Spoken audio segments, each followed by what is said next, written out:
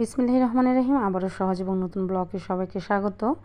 আচ্ছা, খেতে বসলে যদি পেটটা ভরে না খাওয়া যায় আর সেই খাবারটা যদি মজা না হয় তাহলে কি খাওয়ার শান্তি হয়? আপনারাই বলবেন। আমি আজকে যে তরকারিটা তৈরি করেছি আশা রাখছি সম্পূর্ণ ভিডিও দেখলে আমার ভিউয়ার্সদের অনেক ভালো লাগবে। তো আজকের এটা কিন্তু জাদুকরি একটি রুই মাছের চচ্চড়ি। আর এই তরকারিতে কোনো রকম পানি দিব না, শুধু দেখে যান কীভাবে তৈরি করলাম। আর হ্যাঁ, অবশ্যই টমেটোটা রাখার চেষ্টা করবেন, তাহলে কিন্তু অনেক বেশি ইয়ামি এবং অনেকটাই টেস্ট হয়। তো চলুন শুরু করছি, আর সম্পূর্ণ ভিডিও জুড়ে থাকার অনুরোধ রইল। তো প্রথমে ফ্রাই প্যান বসাই দিয়েছি চুলোয়। তো প্যান গরম হয়ে আসলে এখানে দিয়ে দিচ্ছি পরিমাণ মতো তেল। আজকের এই তরকারিতে আমি একটু তেলের ভাগটা বেশি করেই দিব।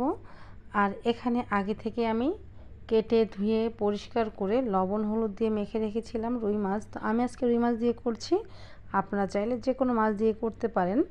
তো এখন মাছগুলোকে হালকা ভেজে নিব, খুব বেশি কড়া করে ভাজবো না। তো এই তো একটু উল্টে পাল্টা এগুলোকে আমি ভেজে নিচ্ছি।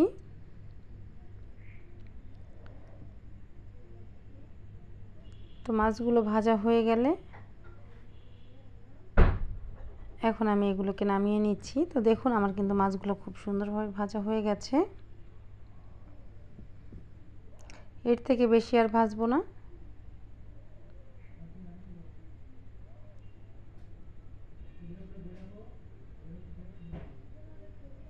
তো মাছ নামানোর পর ওই তেলেই দিয়ে দিচ্ছি উঁচু করে এক মুঠো পেঁয়াজ কুচি। এখানে প্রায় 6 থেকে 7টা মিডিয়াম সাইজের পেঁয়াজ আছে। আর দিয়ে দিলাম এক মুঠো মরিচ।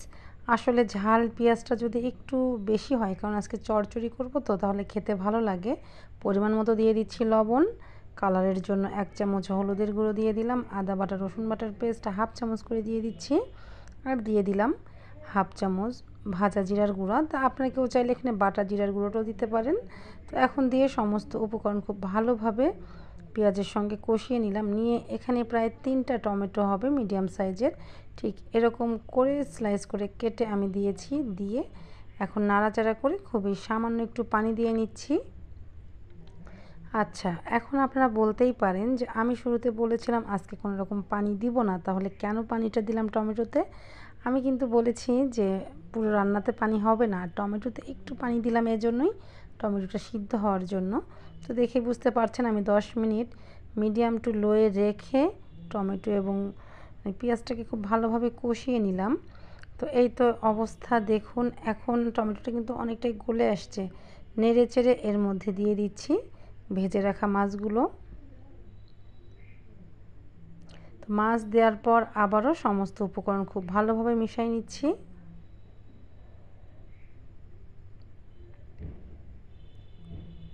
তো মিশানো হয়ে গেলে এখন বেশি না, আর মাত্র 5 মিনিট আমি এটাকে রান্না করে নিব। আর এই পর্যায়ে চুলোর জাল আমি স্বাভাবিক রেখে দিয়েছি। আর তার আগে দিয়ে দিচ্ছি আবারও উপর থেকে হাফ চামচ ভাজা জিরার গুঁড়া। যেহেতু আমার মাছগুলো আগে থেকেই ভেজে রাখা, টমেটোটাও সিদ্ধ হয়ে আসছে, তাহলে এটাকে খুব বেশি রান্না করার প্রয়োজন নাই। তো এই তো দেখুন 5 মিনিট পর খুব সুন্দর একটি কালারও চলে আসছে, তেল ছেড়ে গেছে। এখন একটু আলতো হাতে নেড়ে দিচ্ছি।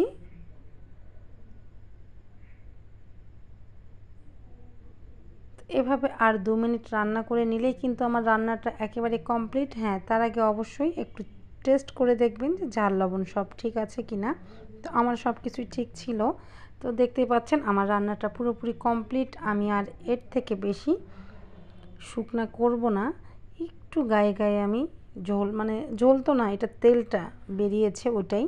তো নামিয়ে ফেলছি। তো নামানোর পর কালারটা দেখবেন, আমার মনে হচ্ছে কালারটা দেখেই কিন্তু অর্ধেক পেট ভরে গেছে, তাই না? সত্যি খেতে ছিল অসাধারণ। আর কিচ্ছু বলবো না, যেভাবে রান্নাটা করেছি আশা রাখছি আমার প্রাণের মানুষগুলো ঠিক এভাবে একবার হলো রান্না করে দেখবেন, আপনাদের অনেক ভালো লাগবে। তো এই তো এতক্ষণ সঙ্গে থাকার জন্য সবাইকে অসংখ্য ধন্যবাদ জানাচ্ছি। যদি রেসিপি ভালো লেগে থাকে অবশ্যই লাইক কমেন্ট শেয়ার দিয়ে পাশেই থাকার অনুরোধ রইল। এরকম সহজ এবং নতুন ভিডিওগুলো পাওয়ার জন্য আমার চ্যানেল পলি কুকিং হোমের সঙ্গেই থাকবেন। আমার ভিউয়ার্সদের জন্য একটা মেসেজ হচ্ছে, এখন থেকে আর আনরেগুলার হব না, রেগুলার আপনাদের জন্য নতুন নতুন ভিডিও নিয়ে আসার চেষ্টা করব। আশা রাখছি আমার চ্যানেলের সঙ্গেই থাকবেন। ভালো থাকবেন সবাই। আল্লাহ হাফেজ।